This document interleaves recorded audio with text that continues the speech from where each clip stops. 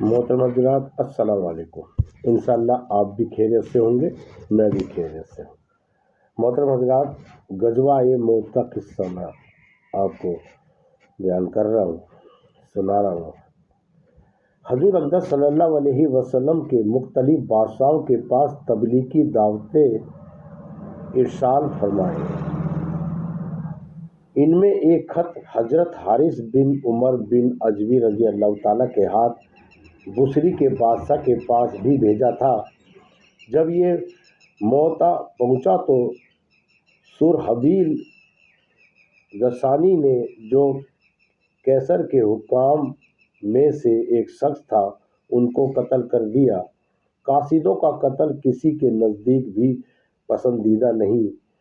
حضور اقدس صلی اللہ علیہ وسلم کو یہ بات گراں ہوئی کہ آپ نے 3000 کا ایک لشکر تجویز فرما کر حضرت زید بن حارثہ کو ان پر امیر مقرر فرمایا اور ارشاد فرمایا، اگر یہ شہید ہو جائے تو جعفر بن ابی طالب رضی اللہ تعالیٰ امیر بنائے جائیں گے، وہ بھی شہید ہو جائے تو عبداللہ بن رواح رضی اللہ تعالیٰ امیر ہو، وہ بھی شہید ہو جائے تو پھر مسلمان جس کو دل چاہے امیر بنا لے۔ ایک یہودی اس گفتگو کو سن رہا تھا۔ اس نے کہا، یہ تینوں تو ضرور شہید ہوں گے۔ پہلے انبیاء کے اس قصے کے کلام کا بھی یہی مطلب ہوتا ہے۔ حضور اقدس صلی اللہ علیہ وسلم نے ایک سفید جھنڈا بنا کر حضرت زید بن حوالے فرمایا کہ خود میں ایک جماعت میں ان حضرات کو رخصت فرمانے تشریف لے گئے۔ شہر کے باہر جا پہنچنے والے تھے کہ واپس آنے لگے تو ان مجاہدین کے لیے دعا کی اور حق تعالیٰ شانہ تم کو سلامتی کے ساتھ کامیابی کے ساتھ واپس لائے اور ہر قسم کی برائی سے محفوظ رکھے۔ حضرت عبداللہ بن رواح رضی اللہ تعالیٰ نے اس کے جواب میں 3 شعر پڑھے، جن کا مطلب یہ تھا کہ میں اپنے رب سے گناہوں کی مغفرت چاہتا ہوں اور یہ چاہتا ہوں کہ ایک ایسی تلوار ہو جس سے میرے خون کے فوارے چھوٹنے لگیں اور ایسا برچھا ہو کہ جو آنتوں اور کلیجوں کو چیرتا ہوا نکل جائے، اور جب لوگ میری قبر پر گزرے تو یہ کہیں کہ اللہ تجھ سے راضی غازی کو رشید کامیاب کرے۔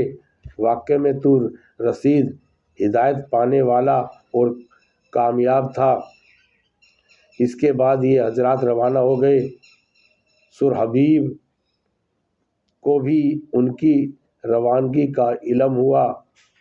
وہ 1,00,000 فوج کے ساتھ مقابلے کے لیے تیار ہوا۔ یہ حضرات کچھ آگے چلے تو معلوم ہوا کہ خود ہرقل روم کا بادشاہ بھی 1,00,000 فوج کے ساتھ لیے ہوئے مقابلے کے لیے آ رہا ہے۔ ان حضرات کو یہ خبر سے تردد ہوا کہ اتنی بڑی جماعت کا مقابلہ کیا جائے۔ حضور اقدس صلی اللہ علیہ وسلم کو اطلاع دی گئی۔ حضرت عبداللہ بن رواح رضی اللہ تعالیٰ نے للکار کر فرمایا، اے لوگو، تم کس بات سے گھبرا رہے ہو؟ تم کس چیز کے ارادے سے نکلے ہو؟ تمہارا مقصد شہید ہو جانا ہے۔ ہم لوگ کبھی قوت اور آدمیوں کی کثرت کے زور پر نہیں لڑے، ہم صرف اس دین کی وجہ سے لڑ رہے ہیں جس کی وجہ سے اللہ نے ہمیں اکرام نصیب فرمایا۔ آگے بڑھو، 2 کامیابیوں میں سے ایک تو ضرور ہے، شہادت یا غلبہ۔ یہ سن کر مسلمان نے ہمت کی اور آگے بڑھ گئے، حتیٰ کہ موتا پر پہنچے لڑائی شروع ہو گئی۔ حضرت زید رضی اللہ تعالیٰ نے جھنڈا ہاتھ میں لیا اور میدان میں پہنچے۔ گھمسان لڑائی شروع ہوئی۔ سرحبیل کا بھائی بھی مارا گیا، اس کے ساتھی بھاگ گئے۔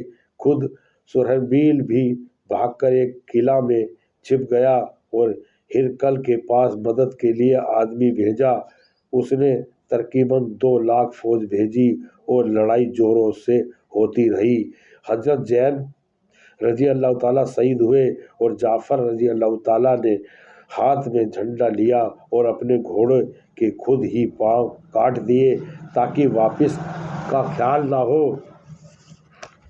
دل میں بھی نہ آئے، اور چند اشعار پڑھے جن کا ترجمہ یہ ہے: اے لوگو، کیا یہی اچھی ہے جنت، اور کیا اچھا ہے اس کا قریب ہونا، کتنی بہترین چیز ہے اور کتنا ٹھنڈا اس کا پانی، ملک روم کے لوگوں کا عذاب کا وقت آ گیا ہے، مجھ پر بھی لازم ہے کہ ان کو ماروں۔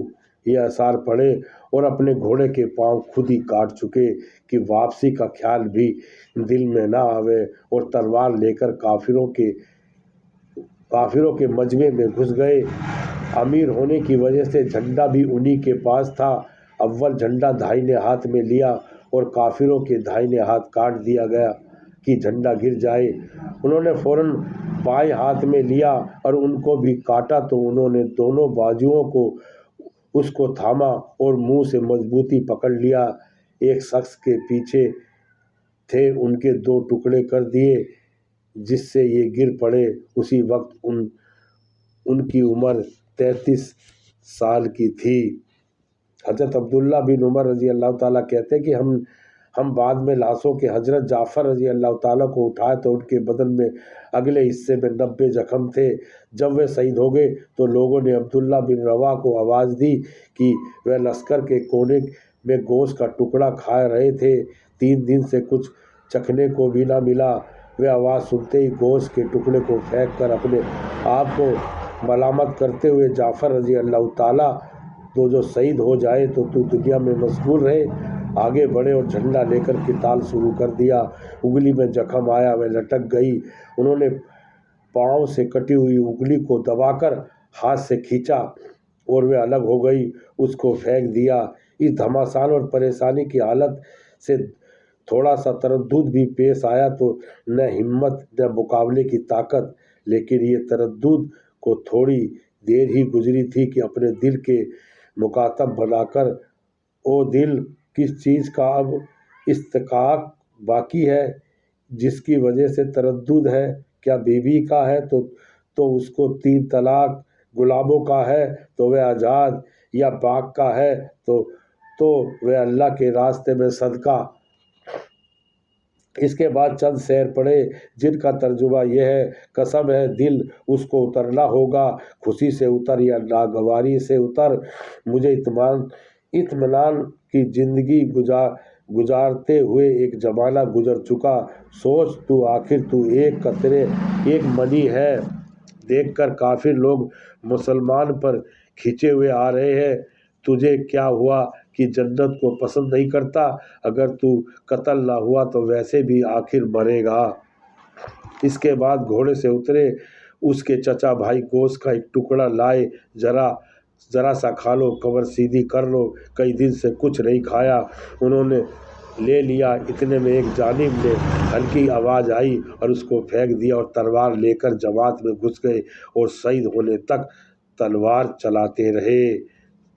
فائدہ: صحابہ رضی اللہ تعالیٰ کی پوری زندگی کا یہ نمونہ ہے۔ ان کا ہر قصہ دنیا میں بے ثباتی، مشقت کا رہنا اور آخرت میں شوق کو سبق دینا ہے۔ صحابہ کرام رضی اللہ تعالیٰ تو پوچھنا ہی کیا ہے، تابعین پر بھی یہی رنگ چڑھا ہوا تھا۔ یہ ایک قصے کا اس باب کو ختم کرتا ہوں۔